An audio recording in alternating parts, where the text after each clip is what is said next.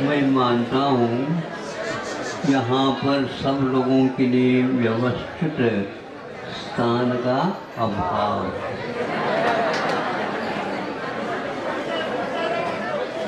अब ये है तो है, हम उसमें हमारी जो ध्वनि है वह विशेष और अव्यवस्थित आप लोगों को कर रहा है। हमारा कहना है जिस किसी स्थिति में आप आए हैं, जिस किसी स्थिति में स्थान पाए हैं, अब उसको सुरक्षित रख कर के आगे कुछ विकास हम करें। शांति के साथ बैठने से आपको यह अनुभव में आ जाएगा कि हम ये भी हासिल कर सकते हैं।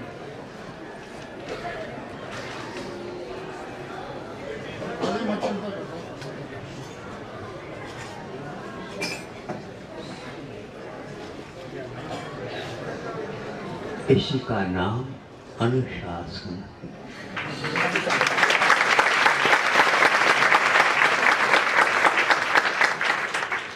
हमारे भीतर इतनी निधियां भरी हुई है, हम उसका उपयोग करना नहीं चाहते अथवा हमें उस दिशा का बोध नहीं। मोक्ष मार्ग में कुछ विशेष वस्तुओं की आवश्यकता नहीं है। अभी मैं देख रहा हूँ और आप वो काम कर रहे हैं। मोक्ष मार्ग को प्राप्त करने अथवा मोक्ष को प्राप्त करने इतने सजा सजा करके चढ़ाया जा रहा है। बहुत सरल साधन है। इन सब को सजाने में आप लोगों को कितने कष्ट हो गया होगा। स्वयं को कष्ट नहीं है तो दूसरों को कष्ट दिया होगा।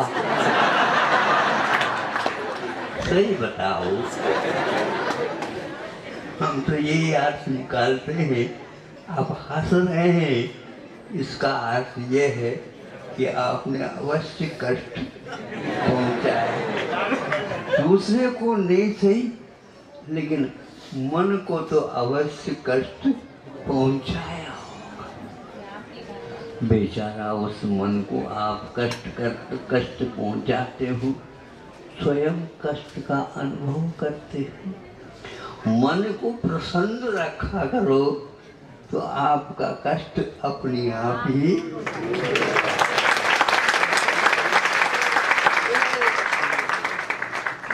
दूसरा कोई विशेष वस्तुओं का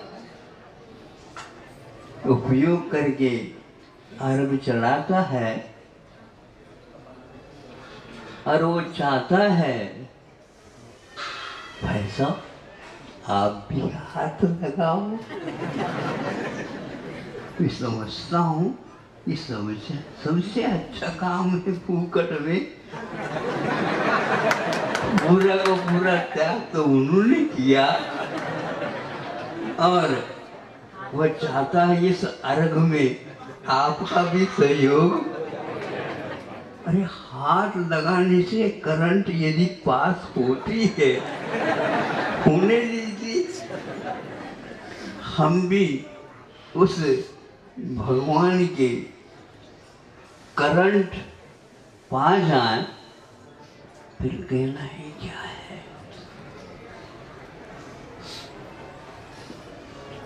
कई लोग कहते हैं कि महाराज एक बात पूछनी है। क्या पूछनी? सभी लोग इतने प्रयास करते हैं पर आप तो कुछ प्रयास करते ही नहीं। आपने कैसे कहा कि मैं प्रयास नहीं करता? ध्यान रखो, हमारे जैसे प्रयास आप कर जाओगे तो आपका सारा सिर का जो कर्जा है ना,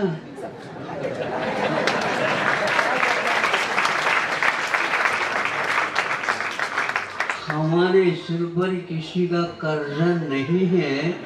इससे ज्यादा प्रसन्नता की बात क्या है?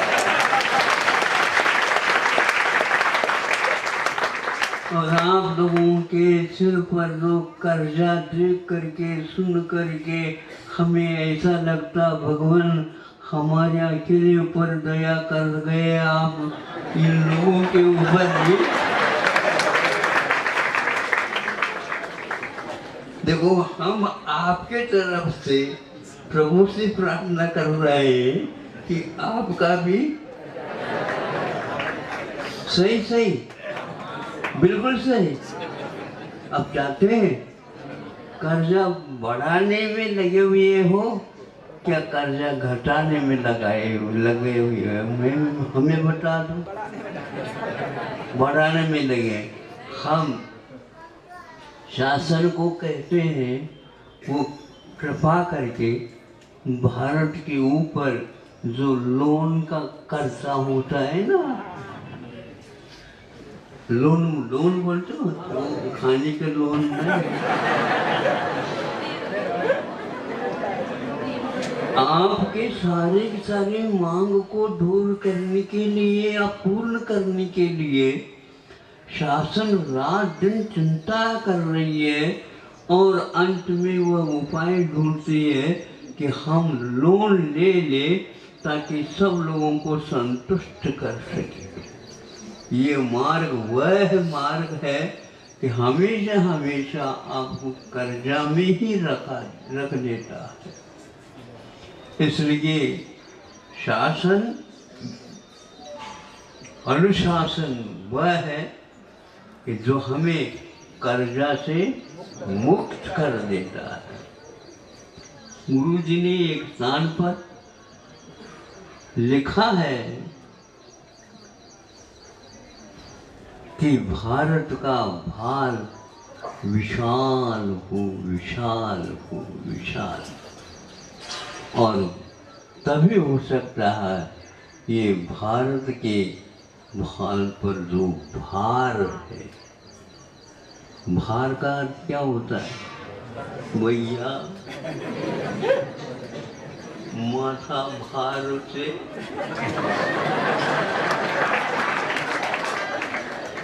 भगवान को तो नमस्ते नहीं करते और बार बार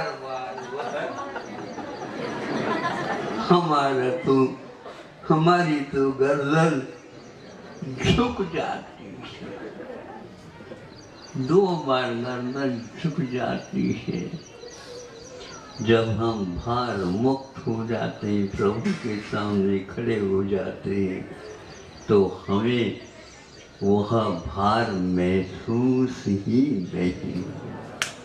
और जब कर्जा रहता है, भले ही वह गाड़ी में आया, नहीं समझिए, हॉर्न बजा रहा है और आपको सड़क से, मैं देखता आया, सड़क से चलता आया है, नहीं समझे, बार बार पीछे वाला हॉर्न बजाता है। तो भैया आप हमारे लिए हाथ बचाओगे और मैं हट ही नहीं सकता, हटता नहीं है, तो क्या करोगे बताओ? पुलिस के पास जाकर के कह दो या कोर्ट में जाकर के कह दो वो महाराज जो ना सड़क छोड़ते नहीं।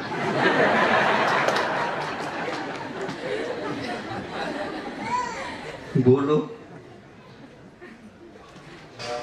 हो रहा आपके लिए जब फजीती आ जाती तब, जब मैं पैदल वाला आगे हो जाता हूँ और फंस जाते हैं आपके कार में कार।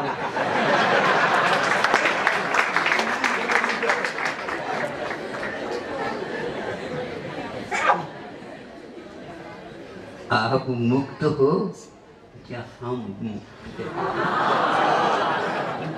ऐसा काम करो ना। समस्या क्यों करा रही हो? मैं सोच रहा था सुनना बहुत अच्छा है, लेकिन आखिर इस देवी को हमारे सामने, कौन सी देवी? सरस्वती देवी, इसी के माध्यम से सब लोग सुनते, रख दिया। तो हमने कहा वो ये जब हमारे सामने अर्घ चढ़ा ही जाया जा रहा है तो अर्घ को स्वीकार करने से आप लोगों को आनंद होता है तो होने दो।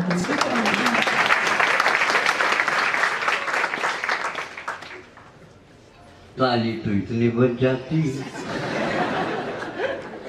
इन तालियों में बहुत कुछ रहस्य है। नहीं समझे? कोई एक व्यक्ति अच्छा काम कर देता है और वो उसकी ओर नहीं देखते हैं तो इसका अर्थ ये है कि आपको वह रहस्य छुपा हुआ नहीं है, उसके ऊपर आधारित है। जिसका सुख पर के ऊपर आधारित है उसको कभी तीन काल में सुख मिल ही नहीं सकता। इसलिए हमारा अर्घ चढ़ा रहे हैं हम, कोई नहीं देखे अच्छा नहीं लगता। अरे तीन लोग के नाक देख रहे हैं,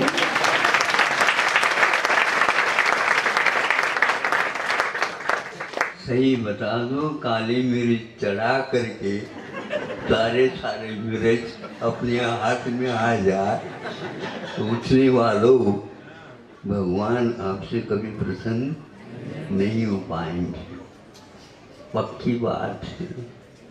लेकिन संसार की रीत ही अलग है। आज कुछ कहना था तो कह दिया। आज सुनने में आया कि अनुशासन है, वीर शासन, अनुशासन ही तो होता है।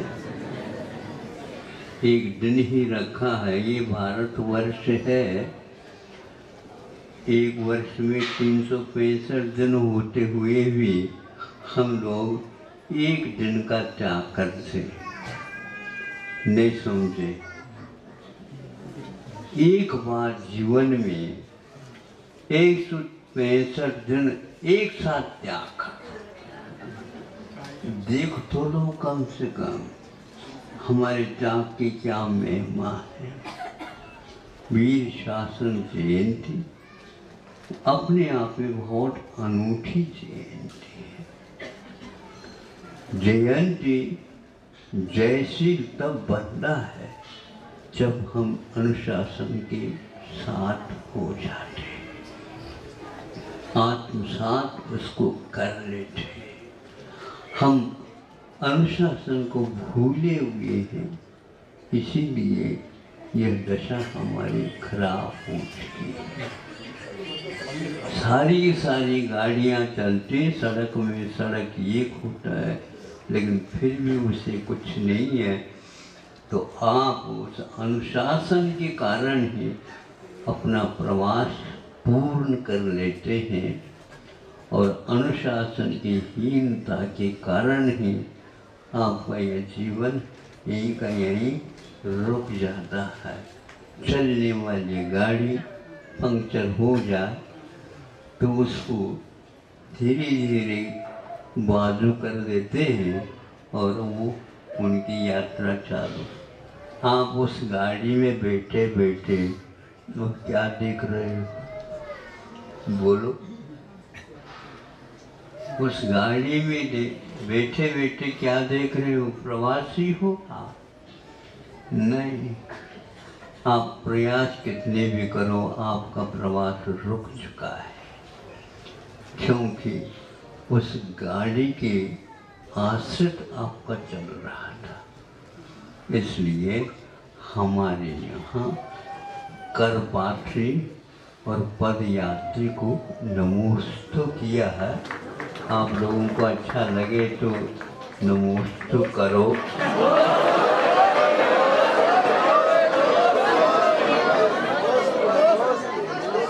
दूसरों को ही कह दो कि हम उनके जो पदयात्री हैं और करपात्री हैं, उनके उपासक हैं, और मैं भी उन्हीं के उपासक हूँ।